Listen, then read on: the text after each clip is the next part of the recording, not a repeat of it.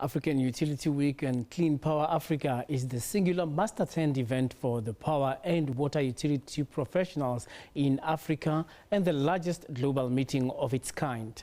The event is currently underway at the Cape Town International Convention Center and will end tomorrow. And to get an understanding on how that conference is unfolding, let's cross live to our Sea Point studios in Cape Town. And we are joined by Melusi Maposa, who is an energy expert from Accenture. Thank you very much for joining us on PM News. Thank you very much, Colin. All right. What are some of the issues that are being discussed at this event? Essentially, the convention has been structured into 6 key themes, Colin. Finance and investment into the utility sector, generation capacity, metering, renewable energies is the other track, and then it's all underpinned by regulation and policy as one of the tracks that is receiving attention. So what are the power supply challenges that are faced by African countries, and how do they plan to address them at this event in their showcasing of renewable energy and other innovation of new facilities that are used to provide and generate power? Thank you for that question, Colin. I think one of the things to note is that when you move into the rest of the continent outside of South Africa, you are looking really at 30% of citizens having access to reliable electricity. Part of those limitations obviously are to do with high capital investment that is required to go into creating additional generation capacity. There's a few tracks around potential solutions. I think there are regional initiatives such as the Grand Inga in the Congo, which requires several countries to come together to fund the construction of 40,000 megawatts in the DRC, but also to guarantee consumption of that power. Over and above such large-scale infrastructure projects, there is obviously a role to play for other energy sources into the mix. So you mentioned solar. It's one of the options that gives quick, reliable access at a household or at a small-scale level to electricity.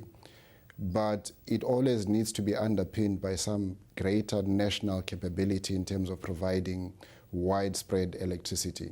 So the conference brings together government representatives, it brings together regulators, it brings together the utility operators themselves. It brings together industry, consultants, experts, and manufacturers of equipment. And it is a platform through which I think dialogue is undertaken, through which engagements, relationships, and transactions can at least be initiated. And it also gives a platform, I guess, for industry to engage governments in terms of what is required from an enabling environment to attract investment into the sector. Well, South Africa has had its fair share of power supply challenges, and how will this meeting help bring new ideas from what we have learned? You know, the experience of load shedding, and we have challenges regarding contribution to the national power grid by the forthcoming Medupi and Agusile power stations. I think it's an opportunity that has been utilized by Eskom as a utility and also other players to get onto the same page in terms of really making sure that the consumers, industry, and other stakeholders understand the situation and the challenges Eskom is facing, and that we give them the required support as industry, as consultants, as advisors, and as investors, to come together in different areas to help Eskom address some of those issues. So it's looking at the ways which some of the other major utilities like municipalities can help Eskom by providing alternative avenues into electricity for their consumers. So you will see and you'll hear a lot of initiatives and conversations around demand reduction, load management, renewable sources also being pushed as some of the more immediate mechanisms that can be driven to minimize the requirement on constrained supply.